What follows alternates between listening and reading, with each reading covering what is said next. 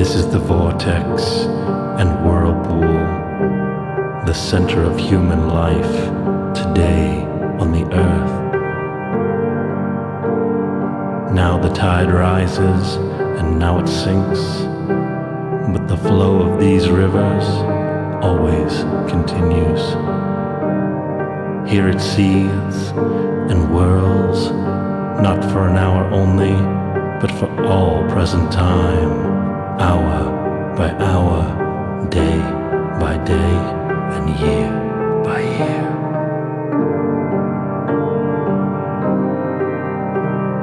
Here it rushes and pushes, the atoms triturate and grind and eagerly thrusting by, pursue their separate ends.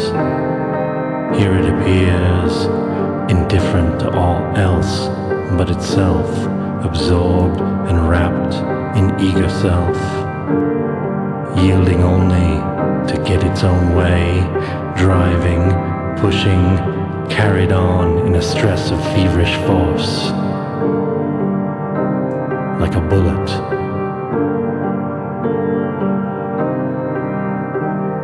Dynamic force, apart from reason or will, like the force that lifts the tides and sends the clouds onwards.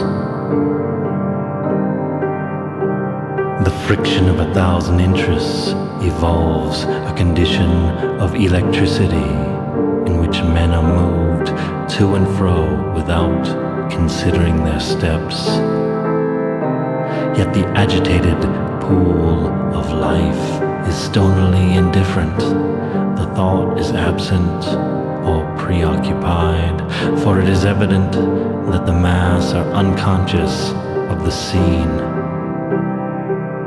in which they act.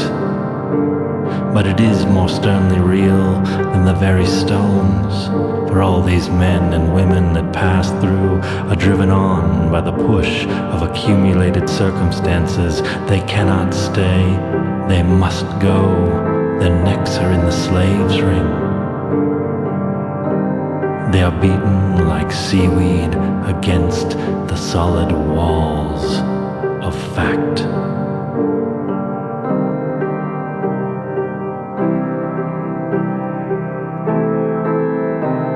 In ancient times, Xerxes, the king of kings, looking down upon his myriads, wept to think that in 100 years not one of them would be left. Where will these millions of today be in 100 years? But further than that, let us ask, where then will be the sum and outcome of their labor? If they wither away like summer grass, will not at least a result be left which those of 100 years hence might be the better for? No, not one jot.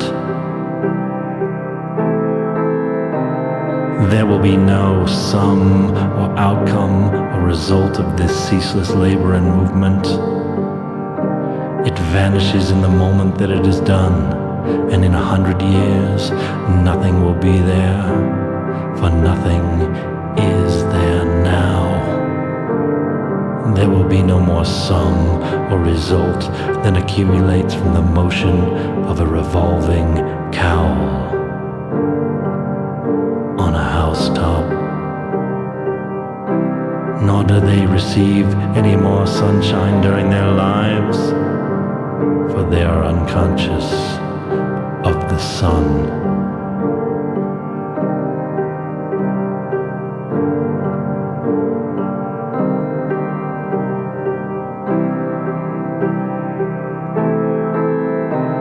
I used to come and stand near the apex of the promontory of pavement which juts out towards the pool of life.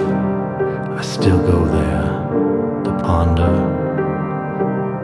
Burning in the sky, the sun shone on me as when I rested in the narrow valley carved in prehistoric time. burning in the sky, I can never forget the sun. The heat of summer is dry there, as if the light carried an impalpable dust. Dry, breathless heat will not let the skin respire. It swathes up the dry fire in the blood. But beyond the heat and light, I felt the presence of the sun as I felt it in the solitary valley. The presence of the resistless forces of the universe.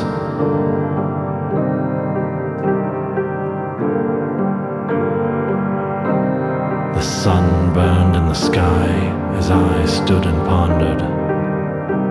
Is there any theory, philosophy, or creed? Is there any system or culture, any formulated method able to meet and satisfy each separate item of this agitated pool of human life? By which they may be guided, by which hope, by which look forward? Not a mere illusion of the craven heart, something real as the solid walls of fact against which, like drifted seaweed, they are dashed. Something to give each separate personality sunshine and a flower in its own existence now. Something to shape this million-handed labor to an end, an outcome that will leave more sunshine and more flowers to those who must succeed. Something real now, and not in the spirit land, in this hour now, as I stand and the sun burns. Can any creed, philosophy, system, or culture endure the test and remain unmolten in this field